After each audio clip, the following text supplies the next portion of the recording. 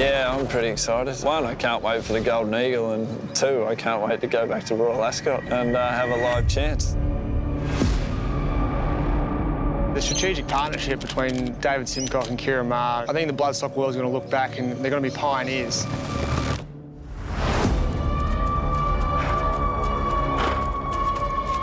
The relationship with me and David, he's the trainer of the horse. I'm basically a caretaker for 2 weeks. Probably something we'll start to see more of, I would think.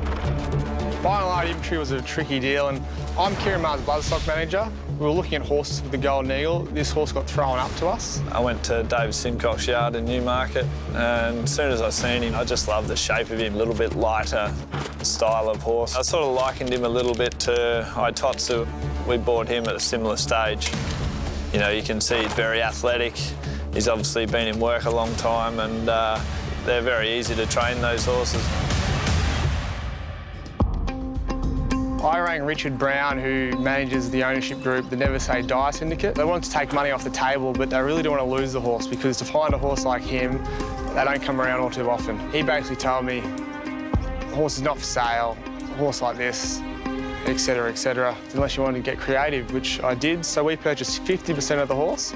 He'll come and race for Ciaran Maher for one race in the Golden Eagle, hopefully pay for what we paid for him, and then go back for 2 races at Royal Ascot, one in the Lockhinge and the Prince of Wales, before returning to Ciaran Maher, and he'll see out his days in Australia, where I'm sure can be a really quality horse in Australia.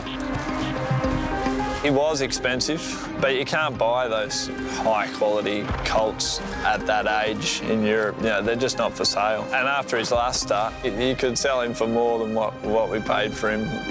I've got to get that message across to the owners. Light Infantry staying on very strongly on the near side. Inspiral pushed out and wins for Frankie Dettori. Inspiral beats Light Infantry. He was beaten by probably the best filly in Europe. You know, it's scary if he's still going to furnish, so he's a pretty exciting horse. You can see the horse, he's very active, he's very bright. I thought David put it very well. The horse is very expressive.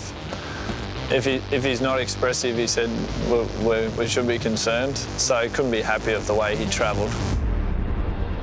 The Golden Eagle, like, it's one of the biggest races on the Australian calendar.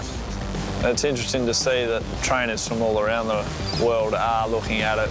Light Infantry, when you're looking at the Golden Eagle and the form, you'd say it's very superior. You'd be naive not to, so I think if he turns up with that form, he'll be very hard to beat. To win the Golden Eagle, it'd be like winning lotto. Not that I've ever done that, but I'm sure that it would be a very similar feeling.